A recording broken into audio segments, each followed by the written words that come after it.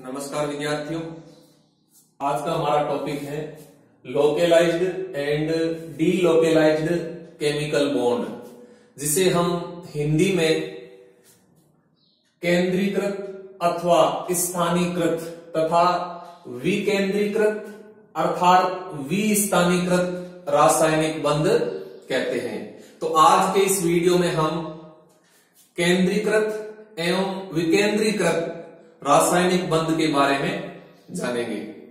तो देखिए,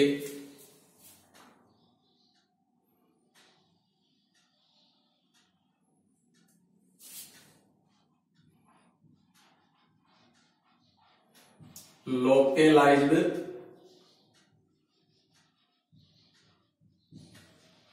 chemical bond, इसको हिंदी में कहते हैं केंद्रीकृत रासायनिक बंध या स्थानीकृत रासायनिक बंध और डीलोकेलाइज्ड केमिकल बॉन्ड।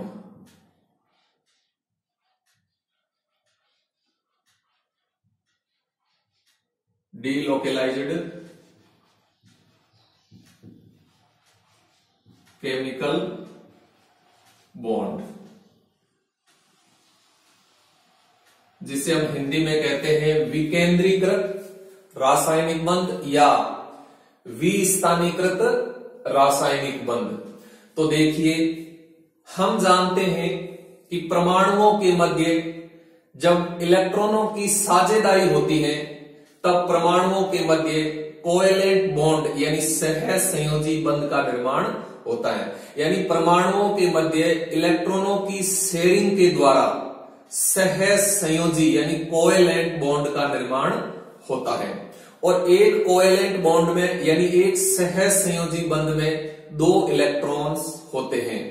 तो अब देखो, लोकेलाइज्ड और डीलोकेलाइज्ड केमिकल बॉन्ड क्या होते हैं। तो देखो, वह कोवेलेंट बॉन्ड जिसके दोनों इलेक्ट्रॉन दो परमाणुओं के मध्य केंद्रित रहते हैं, तो उस केमिकल बॉन्ड को हम लोकेलाइज्ड केमिकल बॉन्ड कहते हैं। और वह केमिकल बॉन्ड या वह कोवेलेंट बॉन्ड जिसके दोनों इलेक्ट्रॉन दो परमाणुओं के मध्य केंद्रित न रहकर पूरे अणु पर विकेंद्रित रहते हैं, तो उस केमिकल बॉन्ड को हम डीलोकेलाइज्ड केमिकल बॉन्ड कहते हैं। तो देखो, वह कोवेलेंट बॉन्ड जिसके दोनों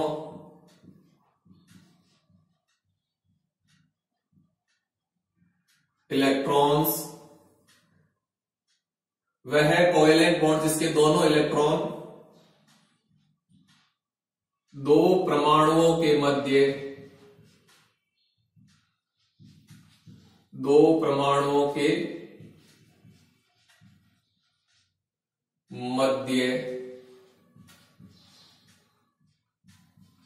केंद्रित रहते हैं। तो उस केमिकल बॉन्ड को हम, उस कोवेलेंट बॉन्ड को हम लोकेलाइज्ड केमिकल बॉन्ड कहते हैं, यानी केंद्रीकृत रासायनिक बंध कहते हैं। यानी वह कोवेलेंट बॉन्ड जिसके दोनों इलेक्ट्रॉन्स दो परमाणुओं के मध्य केंद्रित रहते हैं। ठीक, अब देखो, डीलोकेलाइज्ड केमिकल बॉन्ड क्या होता है। वह कोवेलेंट बॉन्ड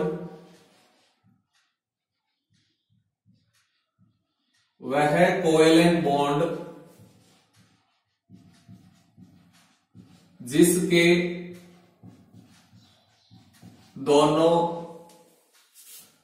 इलेक्ट्रॉन्स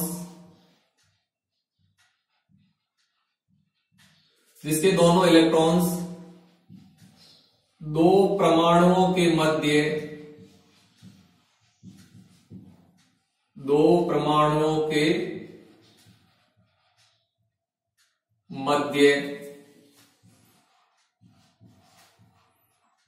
केंद्रित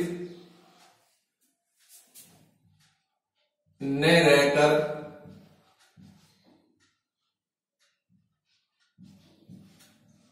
पूरे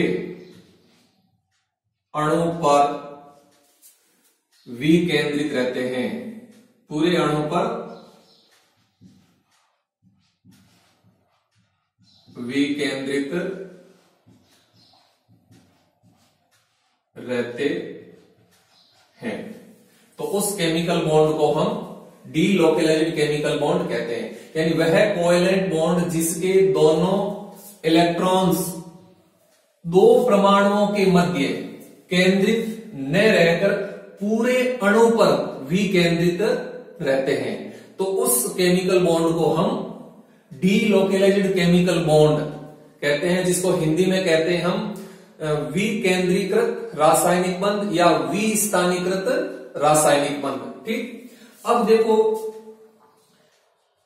जब किसी अणु के अंदर कोवेलेंट बॉन्ड का डीलोकेलाइजेशन होता है तो उस कंडीशन में उस अणु की एनर्जी है वो कम हो जाती है, जिसके परिणाम स्वरूप उस अणु की स्टेबिलिटी बढ़ जाती है तथा रिएक्टिविटी कम हो जाती है। तो देखो, केमिकल बॉन्ड के डीलोकेलाइजेशन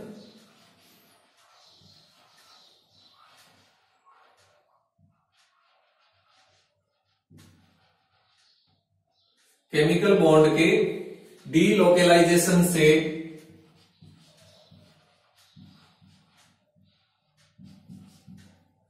अणुओं की एनर्जी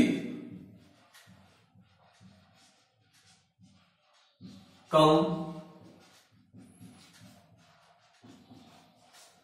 हो जाती है। यानी जब अणुओं के अंदर केमिकल बॉन्ड का डीलोकेलाइजेशन होता है तब अणुओं की जो एनर्जी है वो क्या हो जाती है, कम हो जाती है। जो एनर्जी है वो सिस्टम से परिवेश के अंदर चली जाती है। तो केमिकल बॉन्ड के डीलोकेलाइजेशन से अणुओं की एनर्जी कम हो जाती है, जिसके परिणाम स्वरूप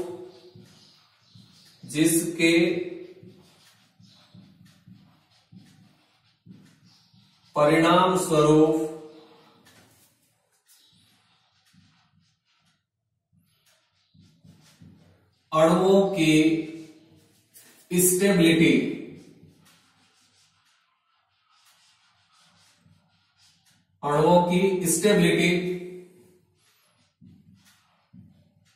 बढ़ जाती है तथा रिएक्टिविटी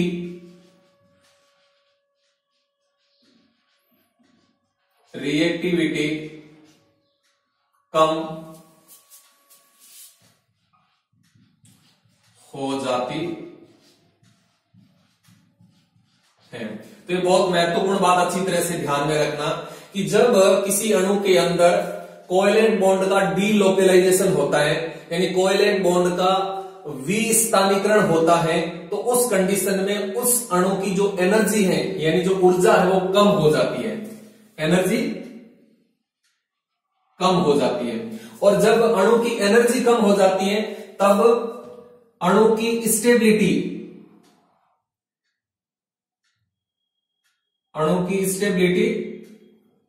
बढ़ जाती है। और जब स्टेबिलिटी बढ़ जाती है तो रिएक्टिविटी यानी क्रियाशीलता है वो अणुओं की कम हो जाती है। ठीक, नेक्स्ट बिंदु देखो। अब देखो, हम जानते हैं कि जो कोवेलेंट बॉन्ड है ये मुख्यतः दो प्रकार के होते हैं, एक तो होता है सिग्मा और एक होता है पाई। और हम जानते हैं कि सिग्मा बॉन्ड का निर्माण जब परमाणुओं के मध्य होता है तब परमाणुओं के मध्य कोअक्सियल ओवरलैपिंग होती है, जिसके अंदर जो ऑर्बिटल्स हैं वो एक दूसरे के अंदर अधिक गहराई तक समा जाते हैं। तो इसका अर्थ यह हुआ कि जो सिग्मा कोवेलेंट बॉन्ड है वो अपेक्षाकृत मजबूत होता है, जबकि पाई कोवेलेंट बॉन्ड का निर्माण कक्षकों के मध्य कोलेटरल ओवरलैपिंग से होता है, जिसके परिणाम स्वरूप जो ऑर्बिटल्स होते हैं वो एक दूसरे के अंदर अधिक गहराई तक नहीं समा पाते हैं। तो इसका अर्थ यह हुआ कि जो पाई कोवेलेंट बॉन्ड है वो अपेक्षाकृत दुर्बल होता है, कमजोर होता है। तो मेरे कहने का अर्थ है कि जो कोवेलेंट बॉन्ड है ये मुख्यतः दो प्रकार के होते हैं, सिग्मा और पाई। जो सिग्मा कोवेलेंट बॉन्ड होता है वो मजबूत होता है, जबकि जो पाई कोवेलेंट बॉन्ड होता है वह दुर्बल होता है। ठीक, तो अब देखो जो सिग्मा कोवेलेंट बॉन्ड होता है वह जनरली लोकेलाइज्ड होता है, जबकि जो पाई कोवेलेंट बॉन्ड होता है वह पाई कोवेलेंट बॉन्ड लोकेलाइज्ड भी हो सकता है या डीलोकेलाइज्ड भी हो सकता है। तो देखिए sigma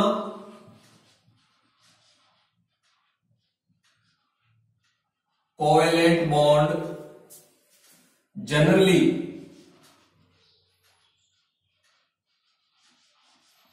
sigma covalent bond generally यानी सामान्यतया लोकेलाइज्ड होता है।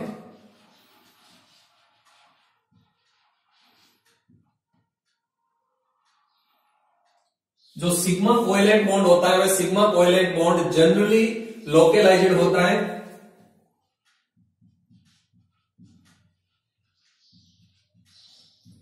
जबकि पाई कोवेलेंट बॉन्ड लोकेलाइज्ड अथवा डीलोकेलाइज्ड हो सकता है।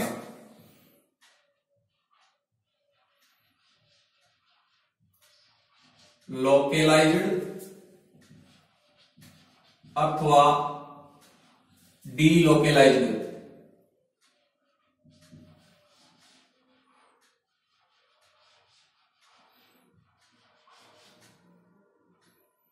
यानी जो पाई कोवेलेंट बॉन्ड होता है वह लोकेलाइज्ड भी हो सकता है या डीलोकेलाइज्ड भी हो सकता है, जबकि पाई कोवेलेंट बॉन्ड लोकेलाइज्ड अथवा डीलोकेलाइज्ड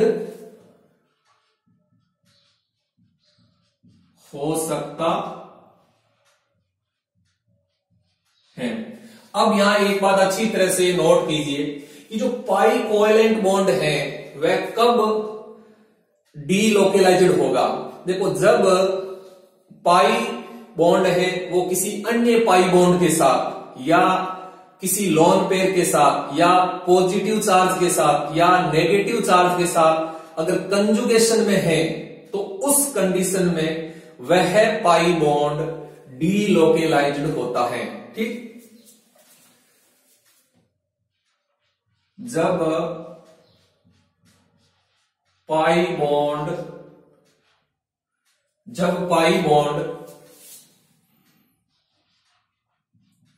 किसी अन्य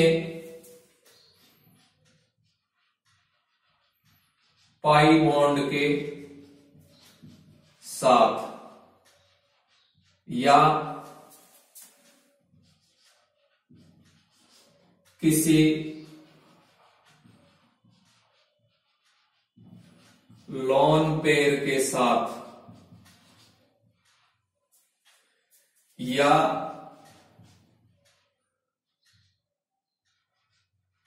पॉजिटिव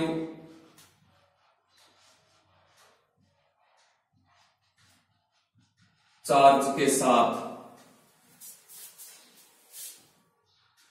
या नेगेटिव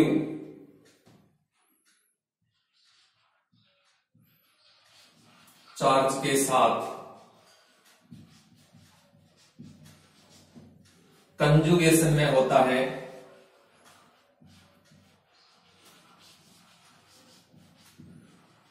कंजुगेशन में होता है तब वह पाई बॉन्ड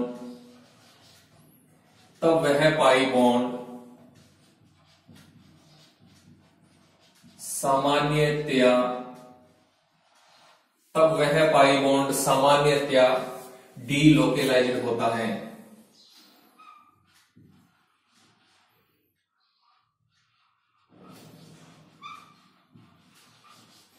डीलोकेलाइज्ड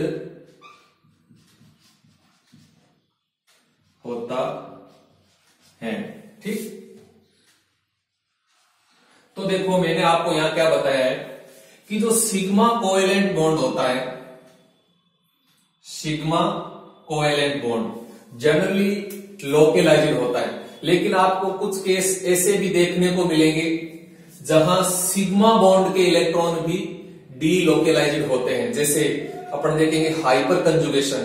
तो हाइपर कंजुगेशन में क्या होता है कि जो सिग्मा बॉन्ड के इलेक्ट्रॉन है वो भी डीलोकलाइज्ड होते हैं, लेकिन जनरली क्या होता है कि सामान्यतः सिग्मा बॉन्ड, जो सिग्मा बॉन्ड होता है, सिग्मा बॉन्ड है वो लोकलाइज्ड होता है, जबकि जो पाई बॉन्ड है, पाई बॉन्ड लोकलाइज्ड भी हो सकता है या डीलोकलाइज्ड भी हो सकता है। लेकिन यदि पाई बॉन्ड किसी अन्य पाई बॉन्ड के साथ या किसी लोन पेयर के साथ या पॉजिटिव चार्ज के साथ या नेगेटिव चार्ज के साथ कंजुगेशन में होता है, तो उस कंडीशन में वह पाई बॉन्ड सामान्यतया जनरली लोकलाइज्ड यानी विस्थानीकृत होता है।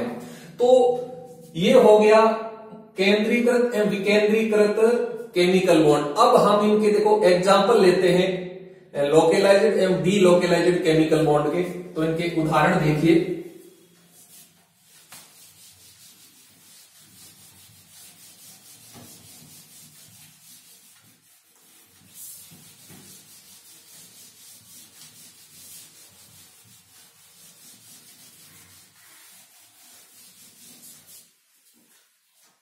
एग्जाम्पल्स,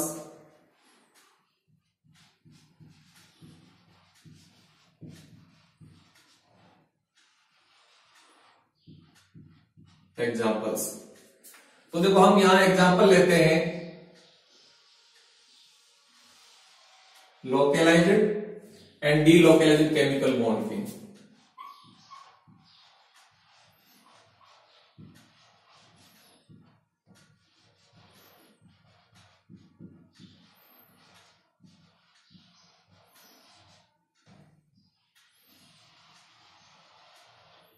लोकलाइज्ड केमिकल बॉन्ड और डीलोकलाइज्ड केमिकल बॉन्ड।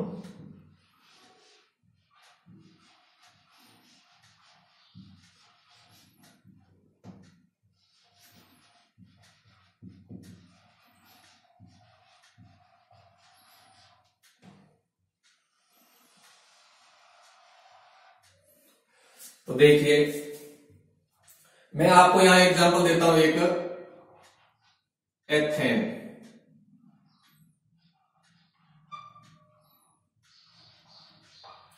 तो एथेन के अंदर देखो जितने भी केमिकल बॉन्ड हैं, तो एथेन में सारे सिग्मा बॉन्ड है।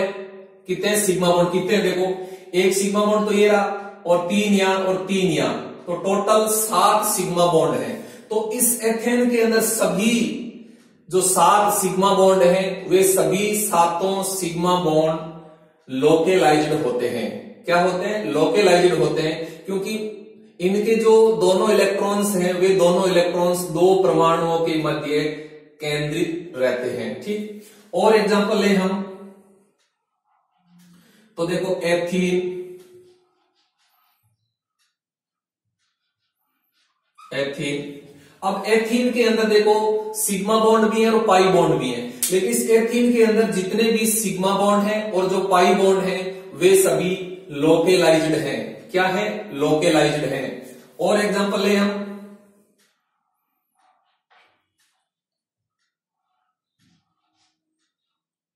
एसिटिलीन यानी एथाइन। एथाइन के अंदर सिग्मा बॉन्ड और जो पाई बॉन्ड है वे सभी लोकलाइज्ड हैं। ठीक, और एग्जांपल ले हम, तो paint 1,4 diene, paint 1,4 diene.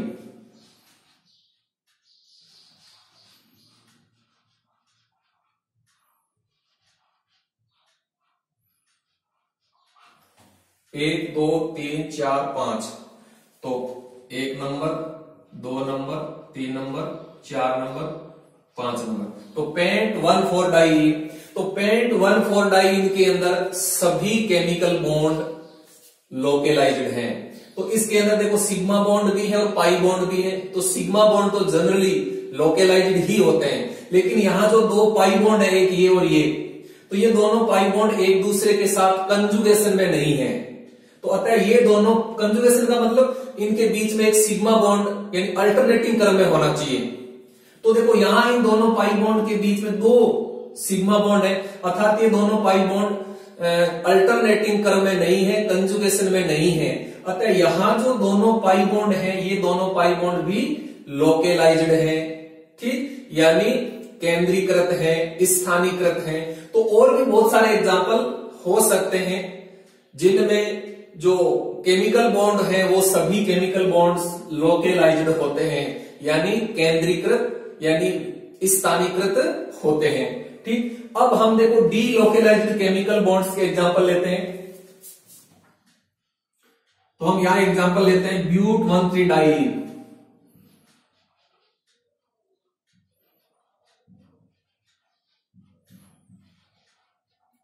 ब्यूट 1,3 diene. तो देखो ब्यूट 1,3 डाइईन के अंदर जो सिग्मा बॉन्ड है वे सभी लोकेलाइज्ड है, लेकिन यहां जो 2 पाई बॉन्ड है ये दोनों पाई बॉन्ड डीलोकेलाइज्ड है, क्योंकि दोनों पाई बॉन्ड कंजुगेशन में है, ठीक। देखो दोनों एकांतर क्रम में, दोनों के बीच एक सिग्मा बंध है। तो यहां जो दोनों पाई बॉन्ड है दोनों पाई बॉन्ड डीलोकेलाइज्ड है, यानी विकेंद्रीकृत है, यानी विस्थानीकृत है। तो इसका मतलब ये इस पाई बॉन्ड के इन दोनों परमाणु के बीच में केंद्रित नहीं रहेंगे, और इस पाई बॉन्ड के दोनों इलेक्ट्रॉन इन दोनों के बीच में केंद्रित नहीं रहेंगे, बल्कि ये जो 2 और 2 4 पाई इलेक्ट्रॉन्स है, ये चारों पाई इलेक्ट्रॉन्स पूरे अणु पर विकेंद्रित रहते हैं। तो हम इसको ऐसे शो करते हैं। देखो अगर मान ली सपोज करो कि ये पाई बॉन्ड के दोनों इलेक्ट्रॉन इन दोनों के बीच चले जाएं, तो इस पाई बॉन्ड के इलेक्ट्रॉन यहां आ जाते हैं। तो देखो नेक्स्ट कंडीशन ये बन जाती है, इस तरह से हो जाता है। देखो यहां CH2 इसके ऊपर positive charge, CH double bond CH, और यहां हो जाता है CH2 नेगेटिव, ठीक।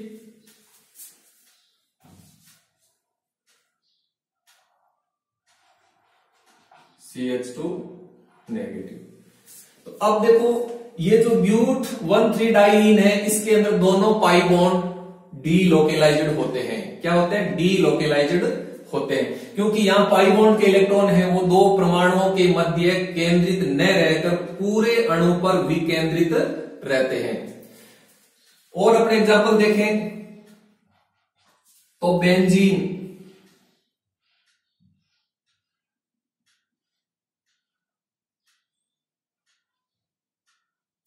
बेंजीन के अंदर देखो जो 3 पाई बॉन्ड हैं, तीनों पाई बॉन्ड कंजुगेशन में हैं, तो ये तीनों पाई बॉन्ड डीलोकेलाइज्ड होते हैं। क्या होते हैं? डीलोकेलाइज्ड होते हैं। अर्थात अब देखो ये पाई बॉन्ड यहां आ जाता है, तो ये पाई बॉन्ड यहां आ जाते हैं, और ये पाई बॉन्ड यहां आ जाते हैं। डीलोकेलाइज्ड केमिकल बॉन्ड का होता है कि वह केमिकल बॉन्ड जो 2 परमाणुओं के मध्य स्थिर न रहकर 2 से अधिक परमाणुओं के बीच में गतिशील रहते हैं या घूमते रहते हैं, तो उसको हम बोलते हैं डीलोकेलाइज्ड केमिकल बॉन्ड, ठीक। तो देखो अब ये इसमें देखो पाई बॉन्ड यहां जाता है, ये पाई बॉन्ड यहां चला जाता है, ये पाई बॉन्ड यहां चला जाता है, तो आगे वाली कंडीशन देखो ये बन जाती है।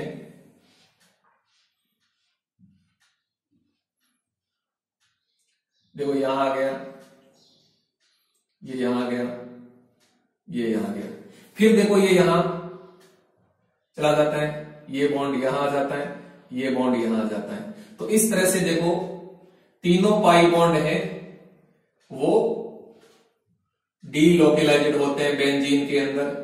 तो हम इसको इस तरह से शो कर देते हैं, ठीक। और एग्जांपल की बात करें हम तो वाइनिल क्लोराइड,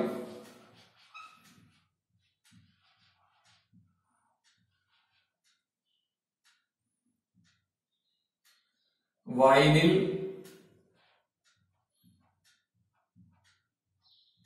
क्लोराइड।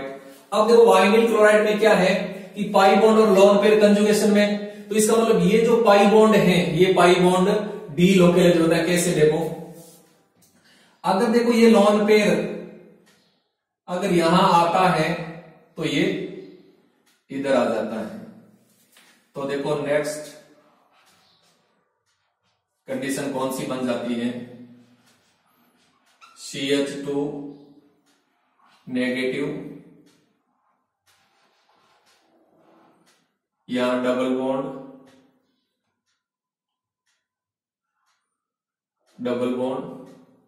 यहां Cl, इस पर पॉजिटिव चार्ज, ये हो जाता है। ठीक, और फिर क्या हो जाता है, ये वापस यहां आ जाता है तो ये वापस इधर आ जाता है। ठीक, तो इस प्रकार से यहां जो पाई बॉन्ड और लोन पेयर एक दूसरे के साथ कंजुगेशन में, तो ये जो पाई बॉन्ड है ये पाई बॉन्ड डीलोकेलाइज्ड होता है। और एग्जांपल देखें हम तो एलिल कार्बोकेटाइन,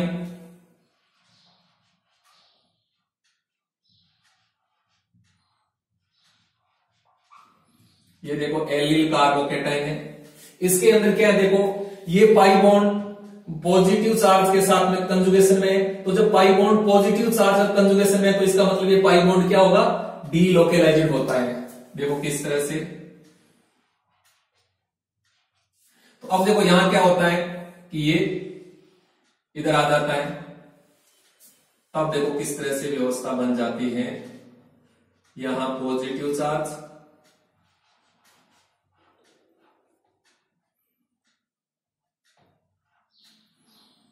CH2 ये हो जाता है। ठीक, अब ये वापस यहां आ जाता है तो वापस ये संरचना बन जाती है। ठीक, और एग्जांपल की बात करें हम तो साइक्लो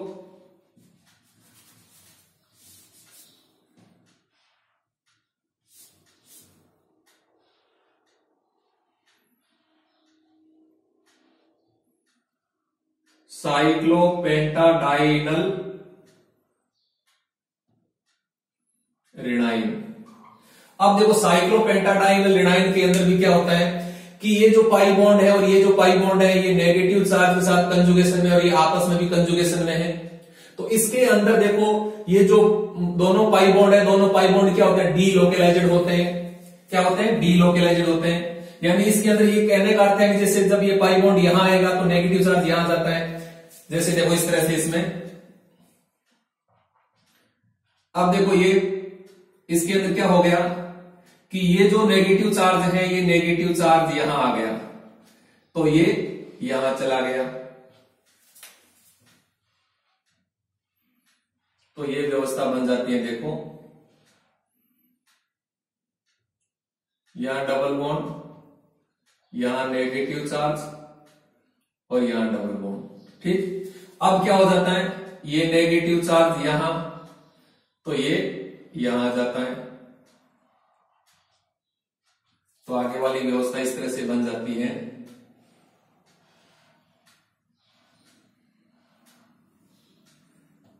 यहां डबल बॉन्ड, यहां डबल बॉन्ड और यहां नेगेटिव चार्ज।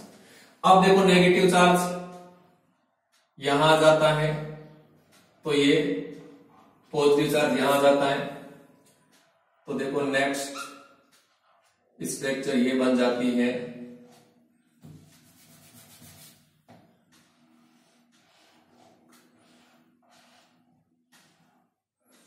अब देखो यहां डबल बॉन्ड, यहां डबल बॉन्ड और यहां नेगेटिव चार्ज।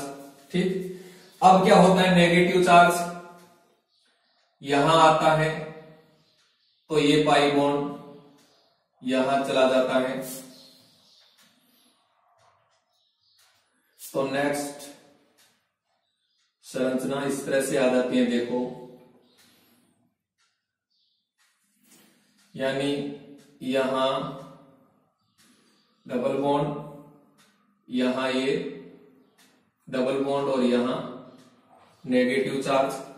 अब देखो नेगेटिव चार्ज वापस यहां आ जाता है तो ये वापस यहां आ जाता है, तो वापस ये स्ट्रक्चर बन जाती है। तो इस तरह से देखो साइक्लोपेंटाडाइनल रेनाइन के अंदर जो दो पाई बॉन्ड है, दोनों पाई बॉन्ड डीलोकेलाइज्ड होते हैं। ठीक, तो इस प्रकार से लोकेलाइज्ड एवं डीलोकेलाइज्ड केमिकल बॉन्ड ऑर्गेनिक कंपाउंड्स के अंदर पाए जाते हैं। ठीक, तो आप असाइनमेंट के रूप में क्वेश्चन नोट कीजिए। तो आप क्वेश्चन लिखिए, केंद्रीकृत एवं विकेंद्रीकृत रासायनिक आबंध क्या होते हैं, एक उदाहरण देकर समझाइए। धन्यवाद, थैंक यू।